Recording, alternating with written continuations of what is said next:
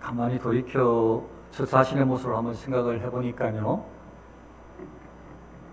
배웠을 때나 제가 지식적으로 알았을 때는 참 은혜가 되었었는데, 그 성경에 대한 어떤 개념에 대한 지식, 그 은혜가 이 신앙생활을 하고, 소위 신앙생활을 저한테는 이게 어떻게 보면은 사역이잖아요. 뭐 전도사, 뭐 강도사, 뭐 부목사, 이렇게 담임 목사, 이게 저의 사역이었잖아요.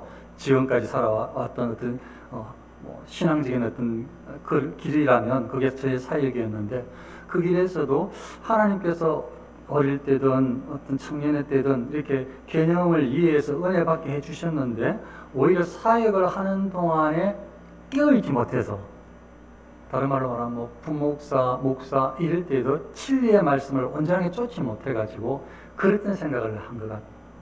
그런 경험이 생각이 나는 거예요. 오늘 말씀을 통해서. 그 중에 하나가 이 성도라는 개념을 제가 너무 홀대했던 것 같아요. 성도. 그래서 저는 아니 그런 줄 알았는데, 처음에 들었을 때, 처음에 배웠을 때는 너무 귀한 거룩한 물이라고 그렇게 생각을 하셨었는데, 이 신앙생활을 한다고, 사역을 한다고 하는 동안에 어느새 성도를 매미치기로 생각하는 거예요. 교회 나오는 성도, 그리고 신앙생활 잘한다고 생각해가지고 임명받으면 집사, 그 믿음이 좋아가지고 또 헌신을 하면은 이제 뭐 안수 집사님, 뭐 장로님, 권사님으로 되어지고, 거기에 뭐 목사도 있는 거죠. 그 뭐 하나님 앞에 헌신하는 그 계급으로 생각을 한 거예요. 그래서 왠지 저의 이 못난 수많은 이 부교육자 때에도 이렇게 장례식에 가잖아요. 성도들의 가족들의 장례식에 부교육자들 다 갑니다. 거기 가면은 성도 이렇게 되어 있으면 마음이 기뻐해야 되는데, 지금으로 봐서는 막 행복해야 되는데, 야 저분이 성도구나 이렇게 해야 되는데, 성도 쓰이면은 그 직분을 못 받으셨구나 해가지고 안타까움이, 그 제가 처음에 왔을 때 그런 이야기를 말씀을 드린 적이 있잖아요. 아마 우리 아버지 뭐 집사 빨리 안 세워줬냐고 저도 막 그렇게 같이 막 불평했다고 기억나시는지 모르겠어요. 처음에 왔을 때 그렇게 제가 같이, 그러니까 아주 못나게 제가 하나님 말씀 그 알았음에도 어느새 잊어버리고 그냥 일어나는 대로, 교회 현상 사람들이 생각하는 대로 그냥 살아갔던 거예요. 그렇게 그냥 뭐 목사가 됐던 거죠. 그렇게 그냥 말씀 읽는다 설교하면서 그냥 그렇게 살아갔던 거예요.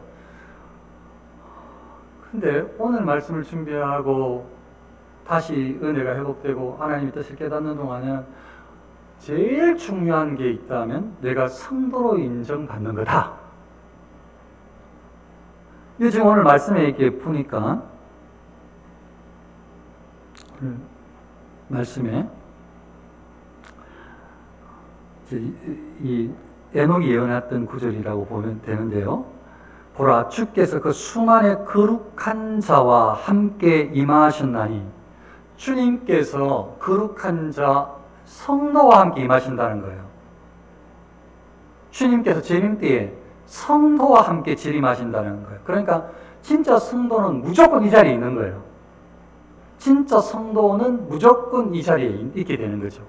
목사는 그 자리에 없을지 몰라도, 장로의 직분 가진 사람, 권사의 직분 가진 사람, 집사의 직분 가진 사람은 그 자리에 없을지 몰라도 성도로 인정받은 사람은 그 자리에 다 있는 거예요. 왜냐하면 지금 수많은 거룩한 자, 이 거룩한 자가 성도예요, 성도. 그래서 거룩한 자, 성민, 성도 이렇게 번역된 구절이란 말이에요. 성도가 주님의 재림하실 때 함께 재림한다는 거예요.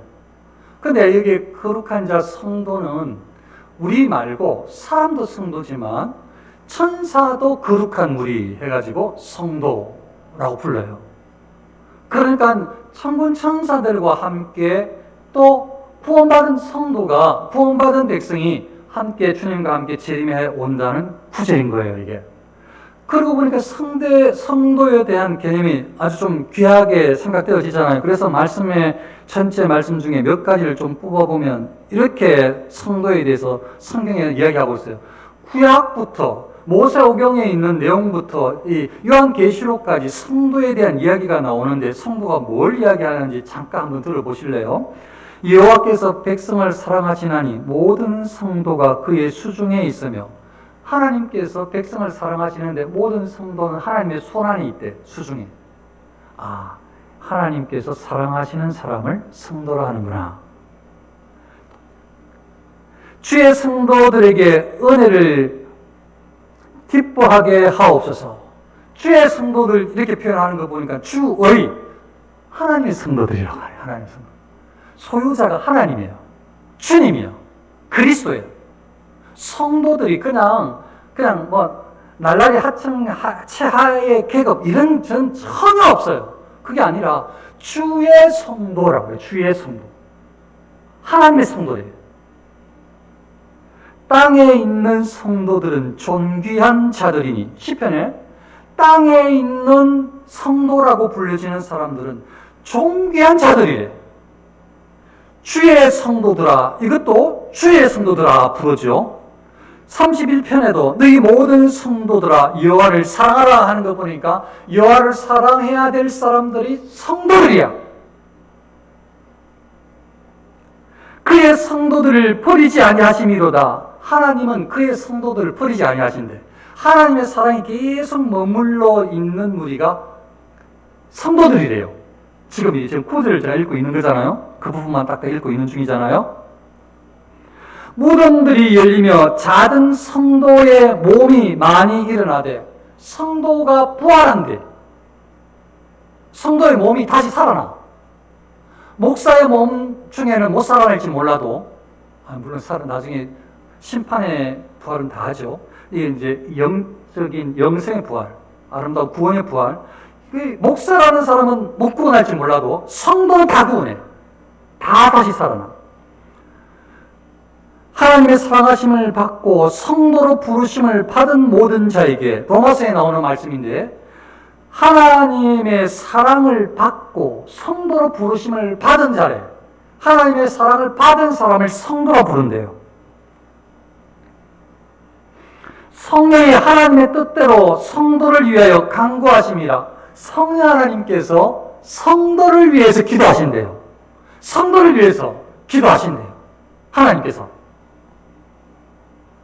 하나님의 교회 곧 그리스도 예수 안에서 거룩하여지고 성도라 부르심을 받은, 성도라 부르심을 받는 게 너무 명예로운 거예요. 지금 하나님의 교회 그리스도 안에서 거룩하여진 이게 성도예요. 이런 사람들이. 고린도전서 6장에서는 성도가 세상을 판단할 것을 너희가 알지 못하느냐. 예수님께서 재림에 오실 때에 천군 천사 성도들이 함께 오는데 성도들도 세상을 판단한대. 주님의 권세가, 주님의 권한이 이 성도들에게도 나중에 주어지는 거죠. 우리도 왕노릇 하는 거예요. 성도가 보통 권위가 아닌 거예요, 이게.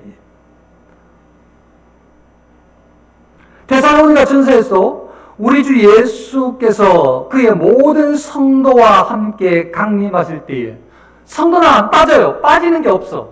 성도가 만일 죽은 성도라면, 죽어서 하나님 품에 안긴 성도라면 전부 안 빠지고 다 내려와. 모든 성도니까. 이 성도가 이름이 참 좋네요. 이런 계시록에도 막 여러 가지 성도에 대한 이야기. 이 성도가 보통 좋은 성도가 아니에요. 우리만 몰랐지. 기독교만, 우리 개신교만 이 성도를 가볍게 생각을 했지. 이 성경 말씀에서는 성도는 너무 멋진 이름이네요. 그런데요, 너무 멋진 이름을 알아도 잘못 오해하고 잘못 사용하면 위험해요. 하나님 말씀을 가지고 가벼이 생각해가지고 그걸 그릇되게 적용하면 위험해요. 그게 중세에 있었어요. 중세, 지금도 아마 그렇게 하고 있을 텐데, 캐톨릭에서는 어떤 오유에 빠졌었는가 하면, 교황께서, 이 교황이 아주 거룩하게 존경받을 신앙생활을 잘한 사람들, 특별한 사람들에게, 그 사람들에게 이 성인, 요 성경 그대로 말하자면 성도의 명칭을 붙여요.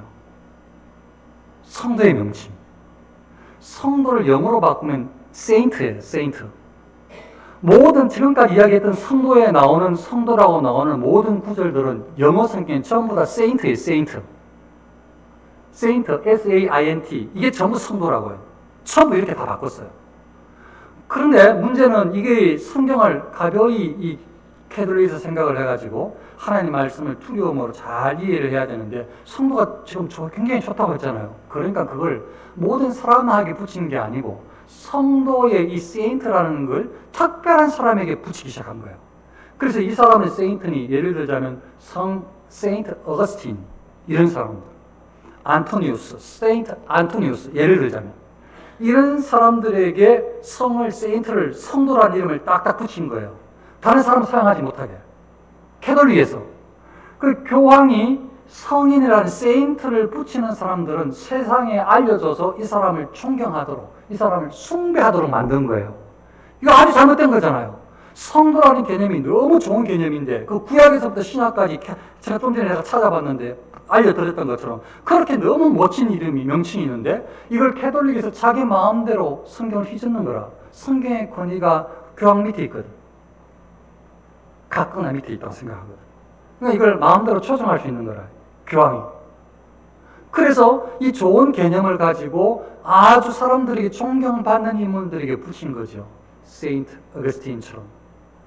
저는 그걸 예전에 몰랐을 때, 야, 이 사람은 정말 성자라서 그랬나 보다. 물론 맞기도 해요. 캐톨릭에서 그런 사람을 높여요. 어거스틴을.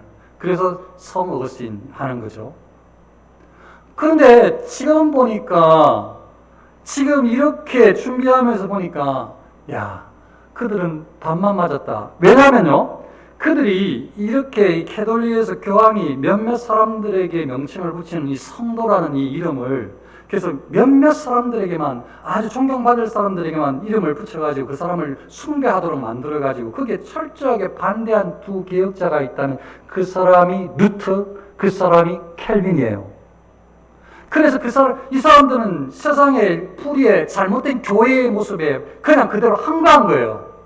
그래서 95개의 반박문이 루터를 통해서 나타나고 칼빈이 아무리 봐도 연구해도 이게 또 틀린 말이거든요. 이게 계속 로마 캐톨릭에서는 계속 세인트를 그건 특별한 사람에게 붙여가지고 너무 멋진 인생을 살았으니까 숭배해야 된다고 만드니까 그래서 교회론에서 켈빈은 뭐라고 했는가 하면 교회는 Communion of Saint 이렇게 말했어요.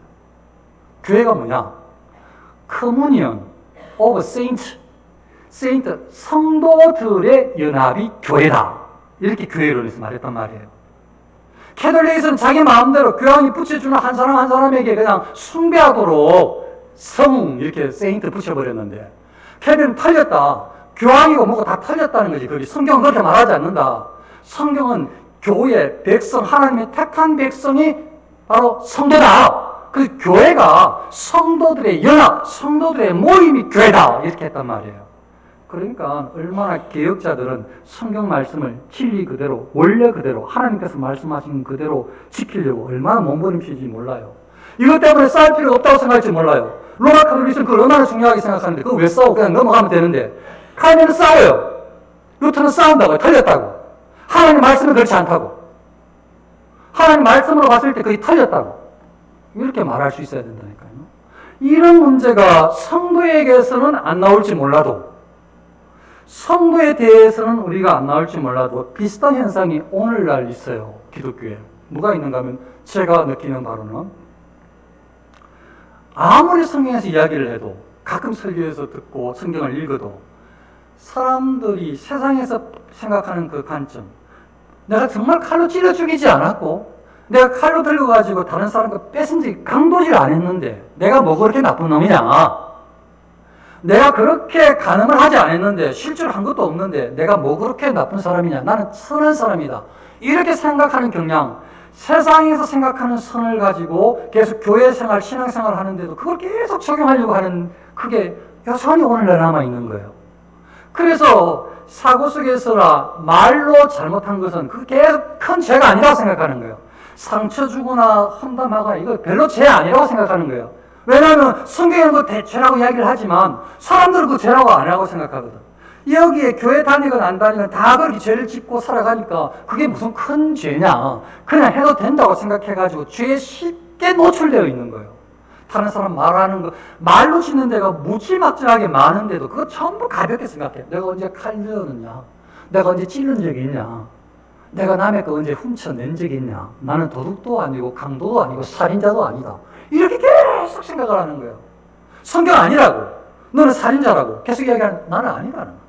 오늘날 경향이 또 그래요. 세상이 그렇게 생각을 하니까 사람들이 그렇게 해석을 하니까 따라가. 그런데 오늘 말씀해 보니까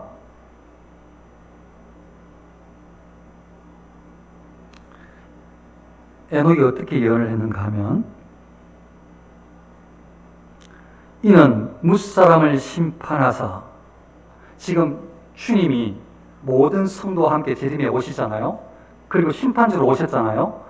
이는 뭇사람을 심판하사 모든 경건하지 않는 자가 경건하지 않게 행한 모든 경건하지 않는 일. 경건하지 않는 사람이 불경건한 사람이 경건하지 않게 행동하는 모든 경건하지 않는 일들, 경건하지 않는 모든 일들을 심판하신다는 거예요. 예수님께서 재림에 오셔서. 예수님께서 오셔서 뭘 심판하시는가? 심판주로 오셔서 뭘 심판하는가? 행동을 심판하시는 행동을. 어떤 행동을 심판하시는가? 경건하지 않는 모든 행동들을 심판하시는데, 뭐가 경건하지 않지? 좀 전까지만 해도 나 살인 안 했어. 나 간음 안 했어. 나 남의 물건 뺏은 적 없어. 난 도둑놈도 아니고 난 살인자도 아니요 라고 말하려 했는데 살인자, 도둑놈 그것도 당연히 심판의 대상이겠지만 지금 그걸 말하는 게 아니라 경건하지 않는 모든 경건하지 않는 일, 경건하지 않는 사람이 범하는 모든 경건하지 않는 일들 전부 다 말한다는 거예요. 그럼 경건하지 않는 모든 일이 뭐지? 좀 이따 한번 보자고요. 경건하지 않는 죄인들이 주를 거슬러 한 모든 완악한 말로 아니 말을 심판하신다는 거예요. 그 말로 말미암아 그들을 정죄하려 하심이라. 예수님께서 오셔서 너는 죄야, 죄인이야 라고 정죄하는 것이 이 말을 심판하신다는 거예요. 말을. 근데 어떤 말이라고 되어 있는가 하면 경건하지 않는 죄인들이 주를 하나님, 주를 거슬러 한 모든 완악한 말. 하나님 어디 있어? 이렇게 말하는 거. 완악한 말, 불신말. 예를 들자면 하나님의 이름 명예를 실추시키는 말. 이거 하나님께 직접 해당되는 말씀이지만 이거 말고도 하나님께서 말씀하시는 성경 66권의 모든 하나님의 말씀 그걸 다 거슬러서 그걸 가벼이 생각하고 부정하고 업수히 여기고 이런 모든 말하는 것들, 하나님을 향해서도 말하는 것, 하나님의 이 성경을 가벼이 말하는 것들, 그 믿음에 대해서든 무엇에 대해서도 아주 그냥 우습게 이야기하는 이런 모든 말들, 이런 모든 주를 거슬러서 하는 모든 말로 말미암아 그들을 너는 죄인이다 하고 정죄하려고 주님께서 오신다는 거예요. 그래도 제가 설명한 거 이거까지만 들으면 말은 알겠어. 말은 성경 말씀을 어기는 것을 이야기하는 것 같아. 그렇게 지금 목사가 설명하니까 이해가 됐는데 행한 모든 경건하지 않은 일은 뭔가? 바로 설명이 나오네요. 이 사람들은 원망하는 자며 불만을 토하는 자며 그 정욕대로 행하는 자라. 그 입으로 자랑한 말을 하며 이익을 위하여 아첨하느니라. 아니 지금 이야기하는 이게 무슨 죄라고 우리는 이거 죄 아니라고 생각해요. 우리는 여기 쉽게 노출돼가지고 오늘도 또 이런 죄를 지을지 몰라. 이거 그냥 원망해. 지금 이야기해주는 유다가 예해주는 에녹이 예언했다고 하는 예수님께서 오셔가지고 심판하시는 행동과 말은 어떤 행동과 말을 지금 이야기하는가? 지금 예를 들어주시는데 원망하는 자. 아니 원망하는 거 이게 무슨 죄인가 했는데 죄야 원망이. 이 원망하는 거 심판받는단 말이죠. 원망하는 자, 불만을 토로하는 자. 나 원망 별로 안 해서 불만은 다 하죠. 불만을 토로하는 자며 이거 전부 불만을 뭘로 하죠? 손으로 불만하죠? 그럴 수도 있네요. 이렇게 하면 막 불만이 있는 거네. 이거 막 불만 있는 거네. 손으로도 할 수 있네요. 그런데 몸으로도 할 수 있지만 이거 다 말로 해. 아이고, 자자자자. 불만하면 막 계속 끊이지 않고 막 불만 또 하나 또 사라지면 또 다른 불만 찾아내고 막 계속 불만. 끝없는 불만, 이거 전부 심판받는다는 거예요. 말로 하는 것들. 그 정욕도로 행하는 자라, 마음의 욕심대로, 이게 뭐 행음이든 뭐 이런 모든 욕심대로 하는 악, 이런 모든 정욕도로 행하는 것, 이거 전부 다 심판은, 이건 행동. 그리고 입으로 자랑하는 말, 자랑하는 것도 할 수도 있는데 이게까지 죄입니까? 자랑인데 이걸 어떻게 해석하면 되냐 하면, 거만하게 자기 자랑을 하며, 거만한 것은 다른 사람을 무시하고 멸시하고 자기가 더 다고 더 뛰어나고 당당하고 훌륭하고 귀하고 자기가 자랑을 해놓는 거예요. 다른 사람하고 구별되게 자기 말에 더 가치가 있는 것처럼. 이거는 다른 사람의 환경과 상황과 다른 사람의 개념을 무시하는 거죠. 이거 다 심판받는다는 거예요. 이것도 자랑도 말로 하는 거니까 이것도 심판받는다는 거예요. 이익을 위하여 아첨하느니라. 아첨할 수는 있어요. 환경의 상황이. 근데 이게 칭찬하고 개념이 달라요. 근데 아첨 때문에 심판받는다고 말하면 너무하잖아요. 너무해도 하네요. 성경에 그렇게 나와 있네요. 아첨한다. 근데 이익을 위해서, 이건 자기 이익을, 다른 사람의 유익을 위해서 하는 거 말고, 하나님의 영광을 위해서 하는 거 말고, 그걸 위해서 좋은 말 찾는 거 말고, 자기 유익을 위해서 아첨한다. 자기만, 나에게만 유익되도록 하는 이 아첨의 말. 이거 전부 말로 하는 심판이에요. 예수님께서 오셔가지고 다 이걸 심판하신다는 거예요.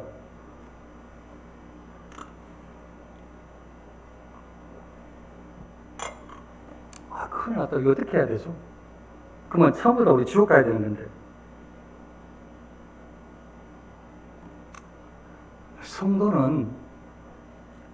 성도로 부름받은 사람은, 거룩하여져서 성도가 된 사람은 하나님께서 끝까지 보호하신다고 아까 성경 구절 잘 읽어드렸잖아요.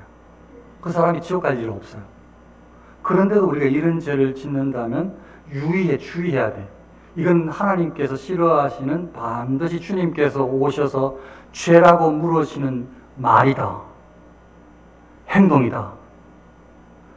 경건하지 않는 것, 그리고 이런 많은 그릇된 입술과 이런 이 용어들이 전부 심판의 대상이다 라는 것을 알면 주의하게 되겠죠.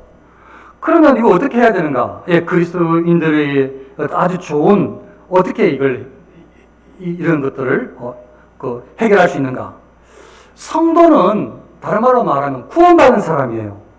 성도는 구원받은 사람인데, 구원받은 사람은 구원의 시작이 있고 구원의 완성이 있어요.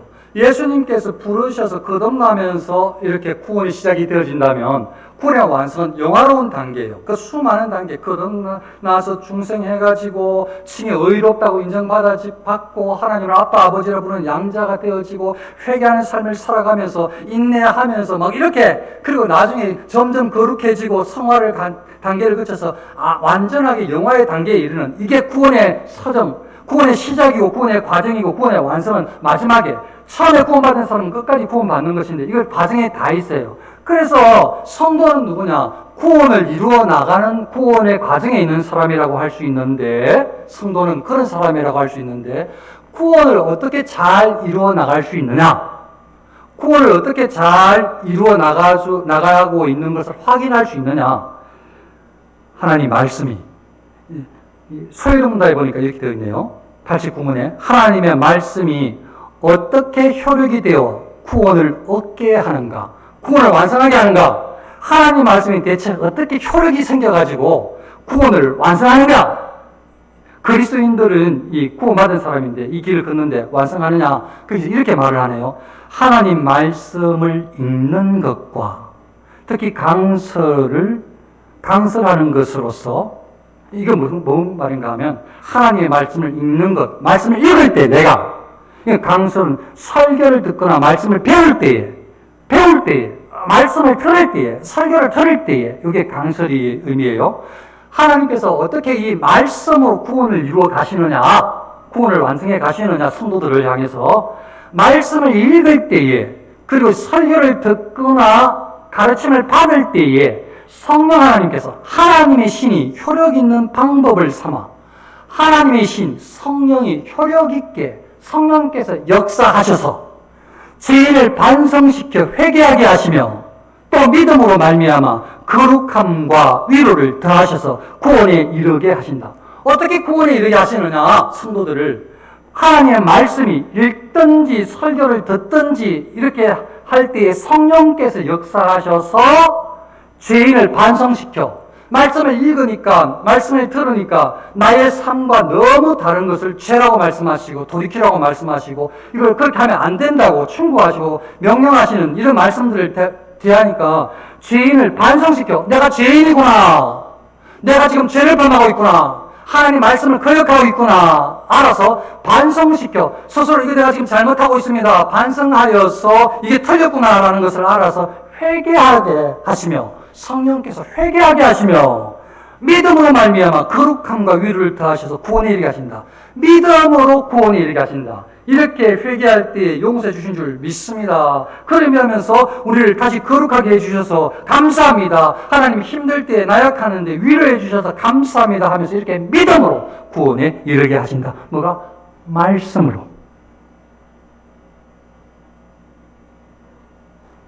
하나만 더요. 소유문 90문에 하나님의 말씀을 그러면 어떻게 읽고 들어야 효력이 되어 구원을 얻는 방도가 되는가? 대체 하나님의 말씀을 어떻게 읽어야, 어떻게 들어야, 설교를 어떻게 들어야 구원 얻는 그 방도가 되느냐? 답, 말씀이 구원의 효력을 발휘하려면, 하나님 말씀이 구원의 효력을 발휘하려면 우리는 부지런히 준비하고 기도하며 그 말씀에 귀 기울여야 합니다. 부지런히 준비하며 기도하며 말씀을 읽고 준비하며 기도하여 예배드리며 설교를 들을 준비를 하고 말씀을 들을 준비를 하고 방금 말씀드린 읽은 대로 구원의 효력을 이렇게 하지 않으면 효력이 없어요. 읽어도 소용이 없고 들어도 소용이 없어요. 말씀을 아무리 들어도 설교를 들어도 아무 효력이 안 나타나요. 이렇게 해야 효력이 나타나요. 성령께서 역사해 주셔야. 성경은 이렇게 읽어야 효력이 나타나요. 어떻게? 우리는 부지런히 준비하고 기도하며 읽어야. 기도하고 읽어야. 기도하고 설교를 들어야. 기도하고 말씀을 들어야. 배워야. 기도하며 그 말씀에 귀 기울여야 합니다. 믿음과 사랑으로 말씀을 받아들이고 하나님 말씀을 믿음으로 받아들이고 사랑으로 받아들이고 말씀을 받아들이고 마음에 간직하고 삶 속에서 실천해야 합니다. 배운 말씀을 생활 가운데서 실천해야지 구원의 효력을 발휘하는 거라는 거예요. 그러니까 성도님들은 뭐냐? 성도가 누구냐? 구원받은 사람인데 구원의 효력을 발휘하려면 말씀을 읽고 말씀을 묵상하고 말씀을 듣고 설교를 듣고 근데 기도하며 읽고 기도하며 듣고 준비하며 듣고 준비하며 읽고 성령께서 역사해 달라고 기도하며 이렇게 읽고 들었을 때에 하나님 말씀이 너무 완벽해서 완전해서 우리의 생각이 계속 틀렸다고 말씀하시고 그게 죄라고 말씀하시고 그렇게 언어 생활을 하는 것이 다 죄라고 말씀하셔서 성경은 얼마나 많은 곳에서 혀에 대해서 입술에 대해서 말에 대해서 틀렸다고 잘못했다고 죄라고 말하는지 몰라요. 지난번에 막 한 200~300가지 넘었다고 처음에 설교할 때 말씀드린 적이 있잖아요. 그 곳곳에 말씀하고 있는 거예요. 직접적으로. 간접적인 것은 말할 것도 없고 그렇게 할 때에 성경을 읽음으로 들음으로 말씀을 묵상함으로 이게 내가 지금 잘못 생각하고 있구나. 나의 생각이 틀렸구나. 내가 지금 하나님 말씀을 거역하고 있구나. 불순종하고 있구나. 하나님께서 이렇게 말씀하셨는데 나는 이거 지금 내 마음대로 판단하고 지금 생각하고 해석하고 있구나.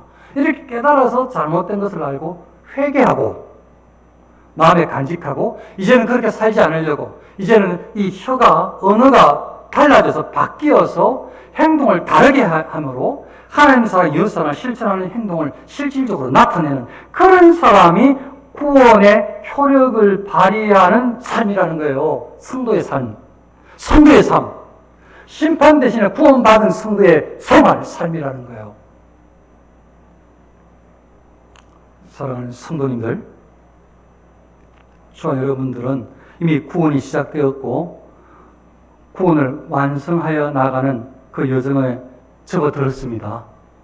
이 여정 가운데에 오늘 들으셨던 이 말씀을 기억하셔서 이 은행심사, 오늘 심사 이야기는 좀 거의 없었지만 언어와 행동을 말씀을 통해서 수정하는 죄인 줄 알고 회개하는 그리하여서 실질적으로 성경적인 거룩한 모습으로 이 삶의 모습이 언어와 행동이 바뀌어지는 그런 성도의 삶을 저와 여러분들이 살 수 있으시기를 축원합니다.